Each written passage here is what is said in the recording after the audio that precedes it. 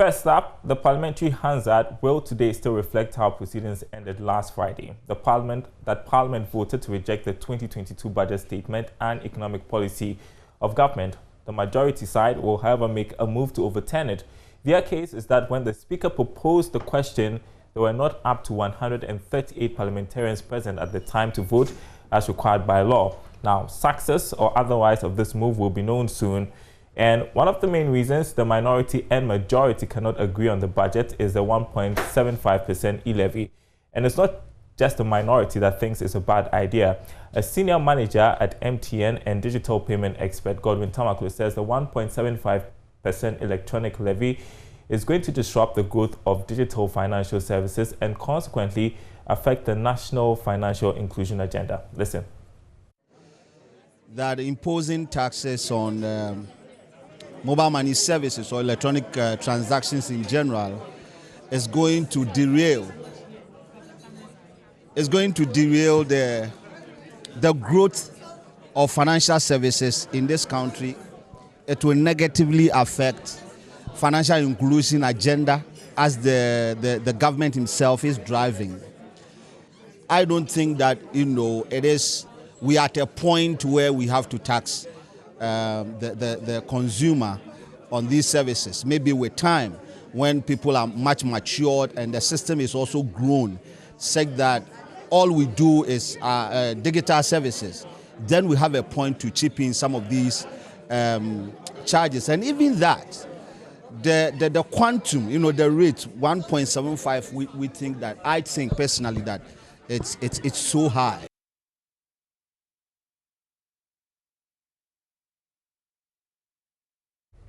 All right, and we'll take you to Parliament for a live update once we are able to establish connection with our reporter there, Kwesi Parker-Wilson. But the Institute of Statistical, Social and Economic Research, ISA, has described Ghana's revenue target in the 2022 budget as over-ambitious. Government is forecasting 99.5 billion cedis as domestic revenue next year.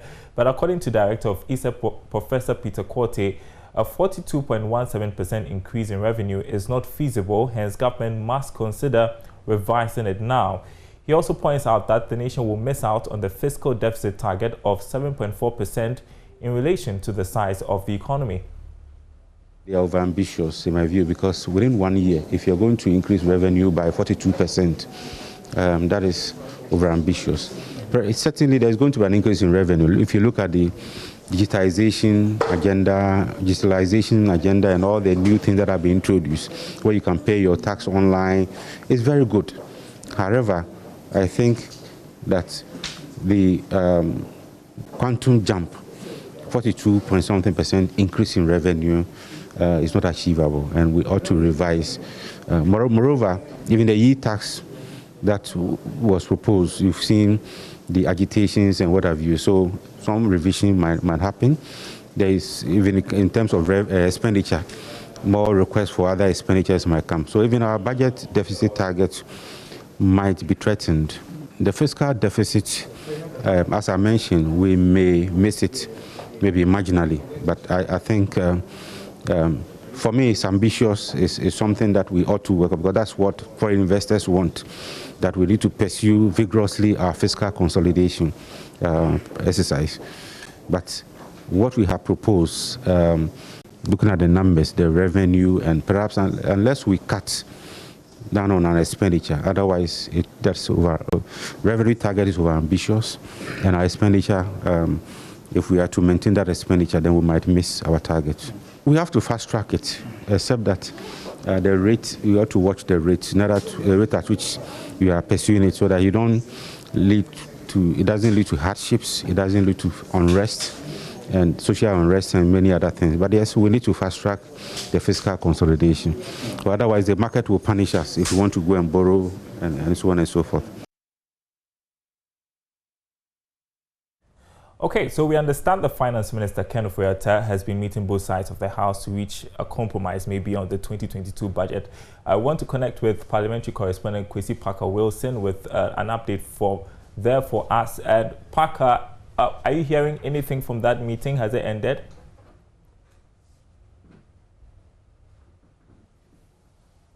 Meeting has been going on for almost close to 4 hours. And I can confirm to you that the finance minister himself, Ken Ofori-Atta, is in the meeting. And you recall the last Friday, Mr. Ken Ofori-Atta made a request to Parliament to engage the leadership further on the budget. Well, we do understand that that is being done right now, together with the entire NDC caucus and the MPP caucus. Just a while ago, just about 5 minutes ago, I saw the General Secretary of the NDC, Johnson Katia, walking out of the meeting. So we are getting some understanding that probably we are wrapping up with the conversation going on. But I have with me here Honorable Mahama Ayaga here. This is a quick one, Honorable. You have been, I'm sure you've been engaging with colleagues, and the minority made some demand, and we know that this budget is crucial as we heard, and it's important that we get the budget approved. For you, is it your reading that the NPP is conceding to the demands that you made? Well, I'm not in the meetings that are taking place, so I will not be able to tell what the NPP is conceding and what.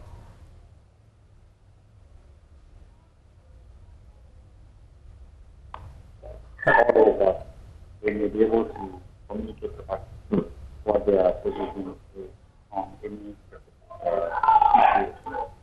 We are here, we are all here ready to start business. We are invited. Now, what are your general expectations, of course, ahead of, because one of the key agenda for today is the budget, and what are your expectations, sir? Well, I mean, I don't know what to expect. I mean, going by all the discussions that have taken place before this morning, all the statements made by the leadership of the majority group, questioning what happened on Friday and threatening to set it aside and all that. If we're going to go by those public statements and pronouncements by people on the majority group side, I will be expecting that they will be coming here with a view to trying to set aside or try to set aside what happened on Friday. And I expect the minority group to, defend their actions. But then a more forward, looking approach will be to engage on the issues and to have some agreement on the issues so that based on those agreements, there could also be agreement on the way forward procedurally. If you have an agreement on an issue, then of course you will have to also agree on procedure-wise how you go about implementing that agreed position that you have arrived at. So if there's disagreement, then there's really no issue about it. So what will be the consequences if there's a disagreement today as well? If there's disagreement, it depends on what the disagreement is about. Is the disagreement about the taxes? Because that disagreement has already been expressed, which led to the votes against and the rejection of the budget by the minority group. And the NDC is not shifting ground, not changing its position. On what? That on the budget was rejected? Yeah. No. I mean, I can't tell you what the NDC position is on anything now, because like you yourself have rightly said, there are ongoing discussions, and it would be irresponsible on my part as one of the senior members of the caucus to be out there discussing the details when I haven't been adequately briefed as to the outcome of the discussion. But I know that, like you rightly pointed out, there's some conversation going on. But what the conversation is about, I honestly will not be able to tell you. Finally for me, whether it's substantive, I really can't tell you. And finally for me and to our viewers, are you hopeful that the 2022 budget will go through, with all the things that are going on, the commentary over the weekend and all of that?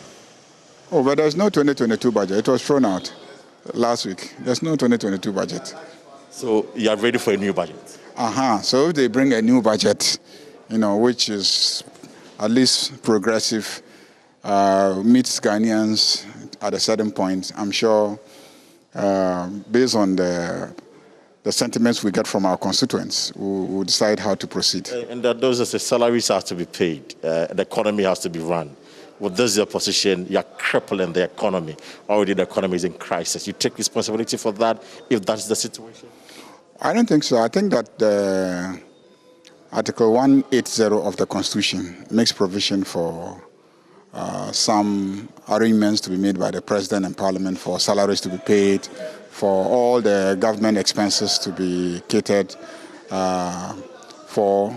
And so that argument out there that, disagreeing with, some key issues in the budget amounts to an attempt to cripple the economy. It's just propaganda out there to cause public disaffection for the minority. But under our Constitution, if the budget cannot be approved on time, the President can make arrangements to continue to pay workers and to pay for all government expenses until a budget is agreed on, at least for the next 3 months. So this crisis would really have been one that I would be concerned about if we're in March of 2022. But, being in December of 2021, I don't think that there's really an issue about workers not being paid and whatnot. So if workers are not being paid, then it's because we have mismanaged ourselves to a point where we can't even raise funds to pay workers, not because the budget for 2022 has not yet been approved. Honourable, thank you very much for your time this afternoon. So that's Honourable Mahama Ayaga there for you, making the point that the economy will not be in crisis if the NDC continues to reject the budget. The President can make arrangement to continue paying salaries and, of course, making sure that the economy is on a sound footing. So that has been the position of the minority. But as I mentioned, the meeting is still ongoing. The MPs who have been in the chamber only come to sign and walk out. And so the chamber, as we speak, is still empty. It is still an empty chamber. So when Parliament resumes, of course, we're going to bring to our viewers the latest update and everything that they need to know with regards to the budget. In fact, the minority insists that there is no 2022 budget. They're expecting a new budget. If the NPP and the government submit a new budget to Parliament, then they'll look at it. And if the budget if the new budget that will be submitted to the House is a poor budget, then, of course, they should be assured that they would support the approval of that budget. Until then, we don't have any budget for now. Thank you so much for that update from Parliament, where we understand the Finance Minister is in a meeting with both sides of the House. We are expecting Parliament to reconvene today over the 2022 budget. We expect two scenarios. Should they agree on a compromise? Should they compromise on the 2022 budget or not? There are two scenarios that will play out. So we are watching that closely for you on the marketplace. Thank you very much, Parker. Now, the chief executive of the Chamber of Agribusiness, Anthony Morrison, has accused government of failing to implement promised policies in the 2021 budget. Speaking at the 4th edition of the Ghana Agribusiness Excellence and Leadership Awards, he said, should government and successive governments commit fully to fulfilling promises to the sector, challenges in agriculture would be addressed by up to 20%. There is more in this report. This edition of the Ghana Agribusiness Excellence and Leadership Awards was themed Sustainable Agriculture, a Catalyst for Food Security and Job Creation. Delivering a speech, Chief Executive of the Chamber of Agribusiness, Anthony Morrison, urged governments, past and present, to deliver on their promises. We think that a lot of investment is required in the industry, which is highly critical to our food security. And the recent intelligence report stated clearly, and I think I agree with them, most governments have not been able to commit 100% to their policy requirements, which I think that if that is adhered to, our challenges in the industry will be reduced by 20%. AFTA has come to stay, and it is for us as a country to design our strategic and look at for our comparative and competitive advantages in addressing various challenges that we face.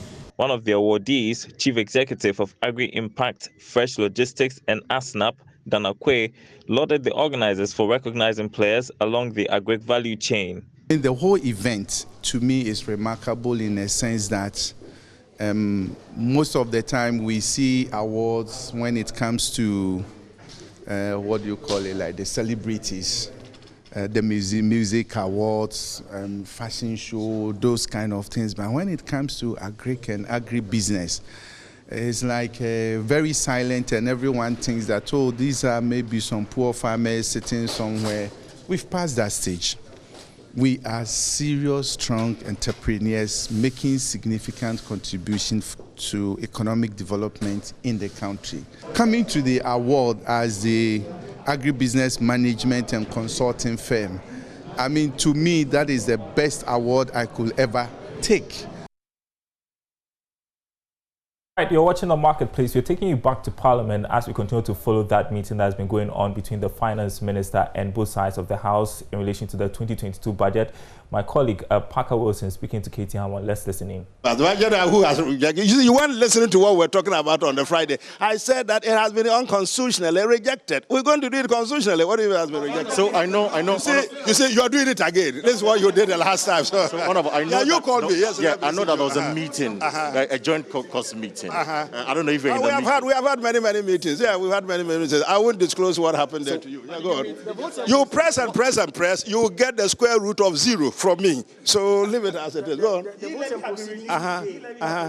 You want me to tell you that? You want me to tell you that? Reflects what transpired on Friday and indicates that the budget has been rejected. As the majority still stand that this is by his position that this is a nullity. But I told you, I mean, nobody so far from majority side have come to contradict what I said. It's a nullity. Everybody, those of you who have started learning law, you know it's unconstitutional. I mean, I didn't give you the details, but I surmised that you knew the unconstitutionality I was talking about. What's your problem? So you are certain that today you are going to approve the 2022 budget? Let me, you don't expect, you see, I keep telling you, you will get the square root of 0 from your answers. Yeah, so, but what you asking is that, are we going to get the budget approved today? Yeah. The answer is yes. The budget has already been rejected. That's according to the mind. You keep on saying it's been rejected. How many times do you want me to repeat myself? Yes. Yeah, that is fine. But that's what I told you on Friday, that it was an unconstitutional act by the minority side. We will do it. The full House will do it properly, legally. One after the other. Must that unconstitutionality not be determined by the court? What do you mean by we have the capacity to determine things out here for ourselves on the floor? Yes. Which one? Huh? You want me to discuss the process with you? Yeah, ask the question. So thank you. So finally, say you have the sufficient numbers, and then the JoyNews viewers again, who you promised on Tuesday, should be assured that the numbers and things will be the action will take place in 45 minutes. Yes, Sky News. Yes. Again, you want to read my lips? Yeah, but that's just I watch my lips. Action 45 minutes here on the floor of this house.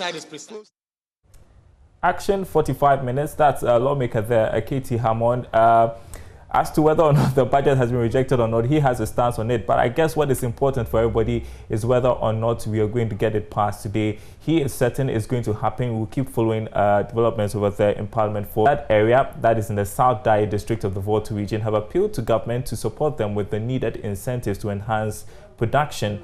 This, they believe, would propel the growth of the local economy, which would have a replicate effect on their livelihoods and government's income basket. Here's more. PEKI was one of the popular communities in the southern part of Ghana during the post-colonial era. This was due to the mass production of cocoa, where the majority of residents engage in cocoa farming. The cash crop was the nerve of the local economy. Most of our grandparents were involved in cocoa farming, and in our records, we know PEKI to have, and then before then, the Volta Lake had a toll on cocoa farming over here. Indeed, it had a very devastating effect on cocoa farming in this valley. In a bid to revive the cocoa-driven economy and restore the area's past glory, cocoa farmers have established an umbrella body. The group, christened PEKI Cooperative Cocoa Farmers, seek to promote the agenda of the farmers by ensuring they receive the requisite inputs to enhance productivity. Bobby John Ransford is the chairperson for the... So that we can also join hands with other cooperative groups in the whole country. And through this, we can be able to get incentives.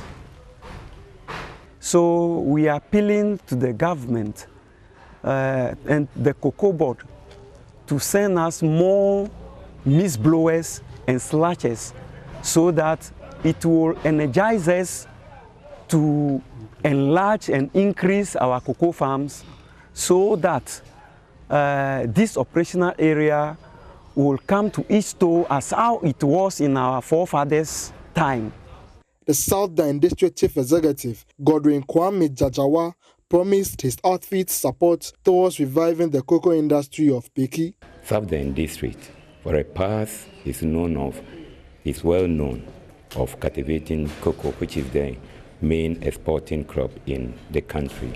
So we realize we are doing a lot of disservice to ourselves. As a result of that, we have come together to assist our youth to engage in cocoa farming. That South Dine in future will become the main cocoa producing district in the entire country. Cocoa Board realizes that key area, the South Dine district, can contribute effectively to cocoa farming.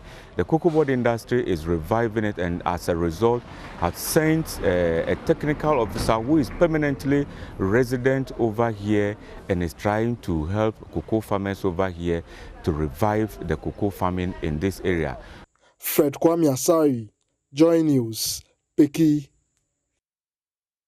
Well, let's turn to another important city when it comes to industrialization. The Tema West Municipal Assembly says businesses in the area will play a pivotal role in the Assembly's development agenda.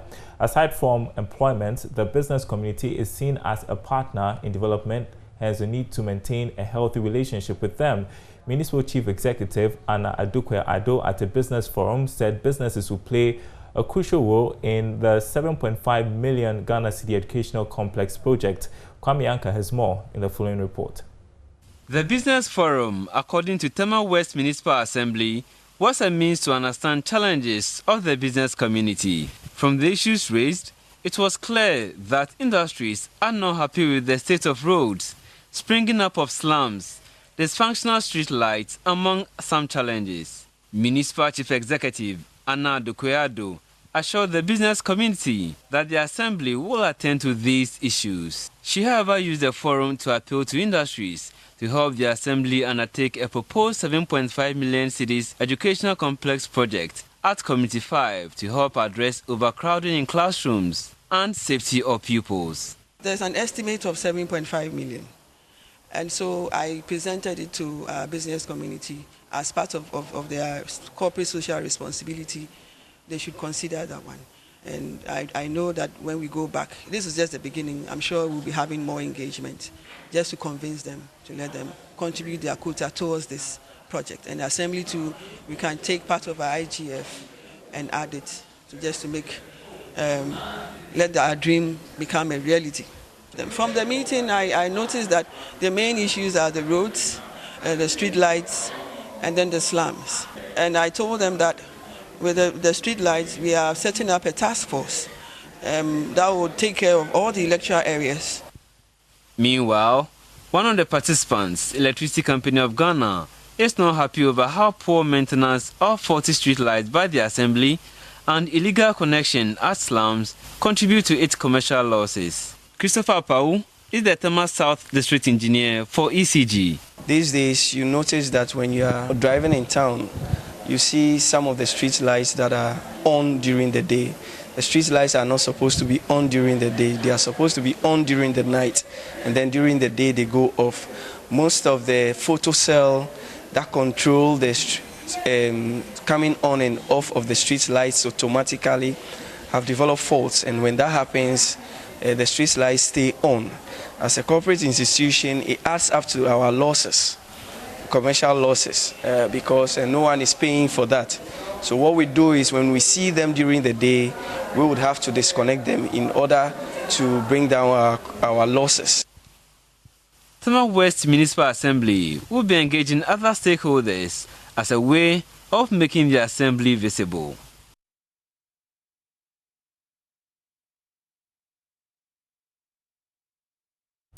All right, and that's the marketplace this afternoon. Thanks for watching, everyone. We will be following developments in Parliament as we await what will be the outcome of the meeting between the finance minister and both sides of the House over the 2022 budget. We are on standby to report the latest as and when we have it. But there's more news on our website, myjoyonline.com/business. There you see ISA raising concerns with the 1.75% e-levy, saying it is punitive and asking government to reduce it. Also, e-levy could pose security threats. That's according to systems analysts, and that's one of the matters under contention when it comes to the 2022 budget. So let's see how that works out after the meeting today with the finance minister on both sides of the house. That's the marketplace. Thanks for watching. My name is Darryl Kwao.